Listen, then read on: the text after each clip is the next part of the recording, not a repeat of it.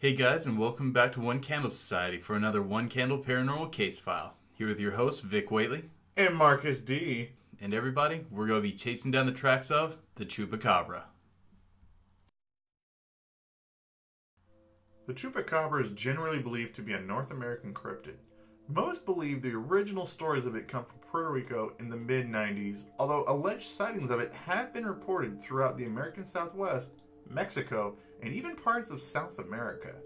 Its general description is a hairless, four-legged, dog-like creature with a row of spines coming down its back.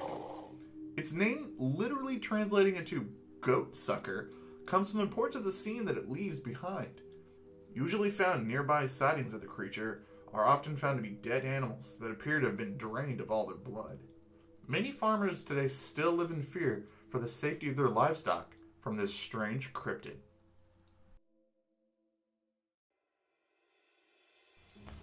Alright guys, today we're going to be tackling the legend of the Chupacabra. Now when you're looking at this cryptid, you have to look at it from pre-2000 and post-2000 because its description actually changes.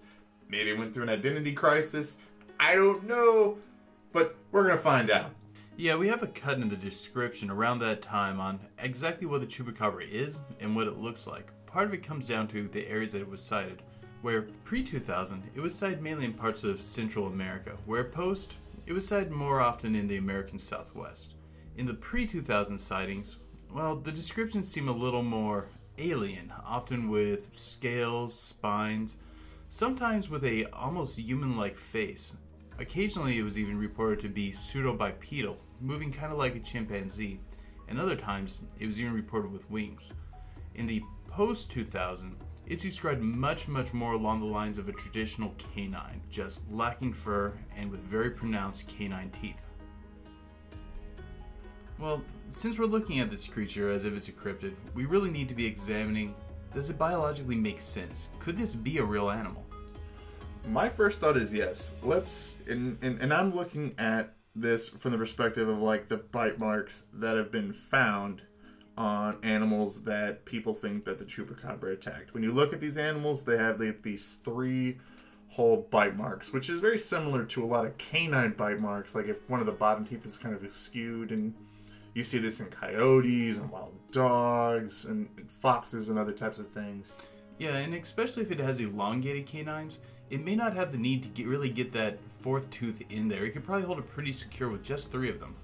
And if you look at a lot of the guys who have tried to come in and claim that the Chupacabra is actually a hoax or a myth, they pass off that most of these animal attacks were probably done by some sort of an animal, like a coyote or a fox or something. So either way, if it is the Chupacabra or it is these actual like dogs and coyotes that are doing it, at least it's biologically sound. The Chupacabra could do it because it has a jaw like one. But one thing we should probably address here is the fact that a lot of the pre-2000 ones, we had a lot of variant descriptions on how the creature looked.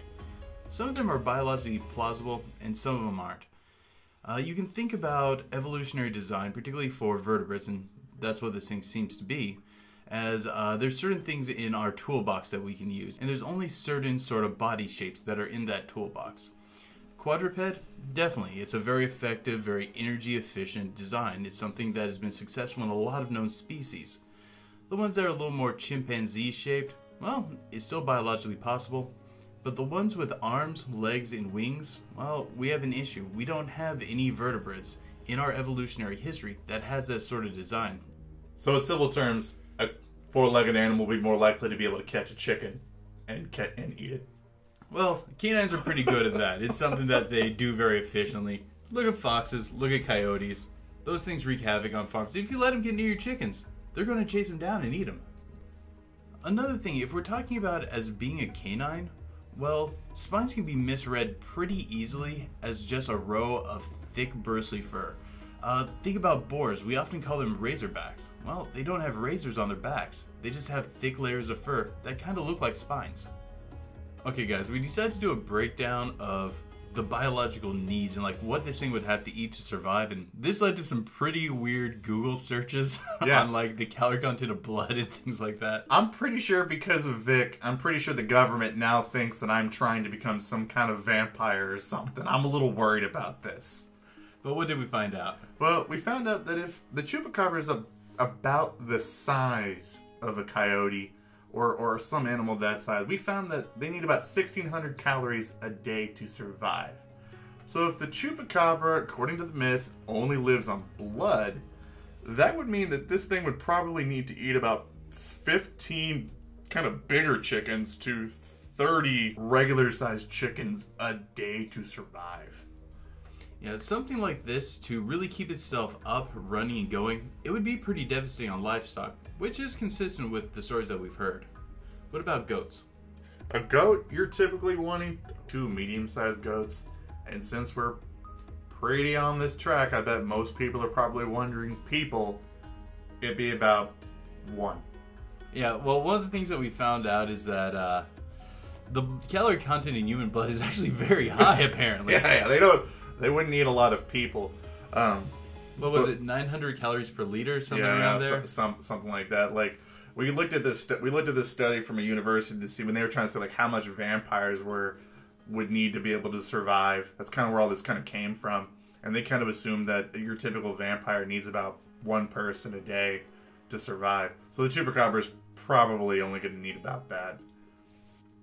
So haven't they found cows and reported to believe them to be chupacabra attacks too? I have heard of accounts of this, but it seems kind of odd because, well, a cow would be too many calories, way more than this would need. But if it is related to a canine, canines are known to gorge at times, and perhaps we're looking at some sort of pack feeding.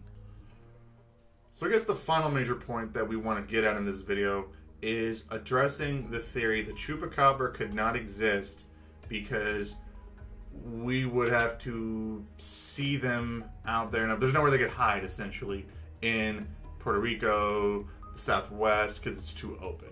They wouldn't be able to survive out there.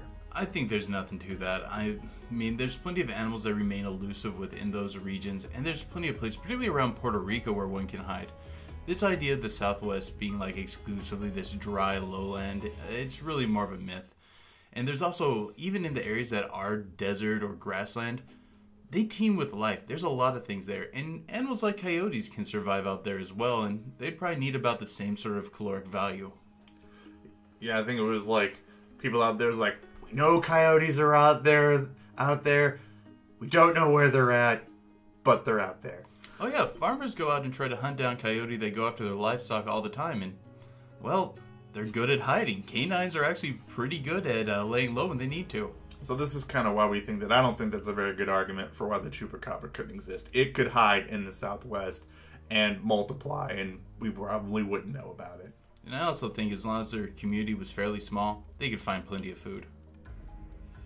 Okay, well, I guess we're to the part of our segment where we talk about what our thoughts on it are, and for me, I really think we're talking about 2 separate things. I think there is one thing being reported in the pre-2000 era and a different thing being reported in the post-2000 era, and they're unfortunately named the same thing, and everything kind of got muddied after that.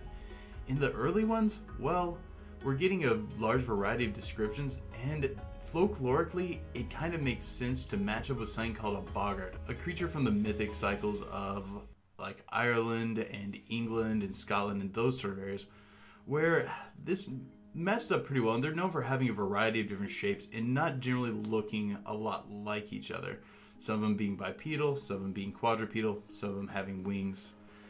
Now, the later ones, I think we're dealing with something that could very likely be a hybrid, perhaps some sort of coyote-wolf hybrid, and I know there's been a fair amount of research to it, and I think they're pretty on the mark about this.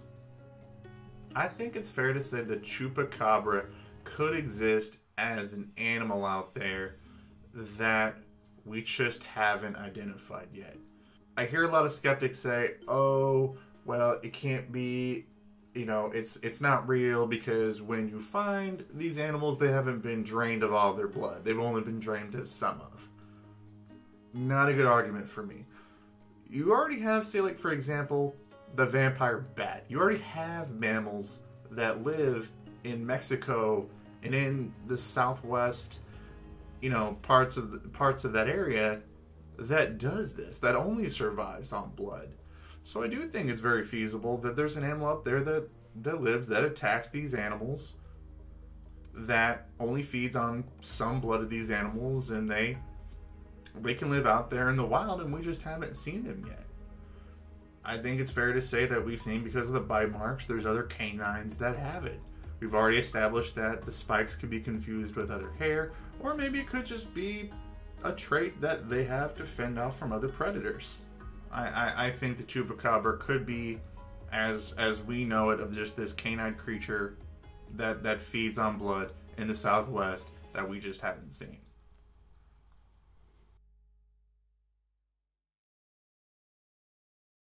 Hey guys, thank you for tuning in to our most recent One Candle Paranormal case file.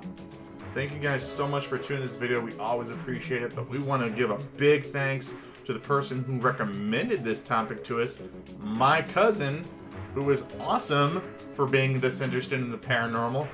Big thumbs up for you, man, for being so awesome. Thank you so much for bringing it to our attention. Yeah. And remember, if you guys enjoyed it, like, share, and subscribe. But don't forget, keep believing. Because we'll keep listening.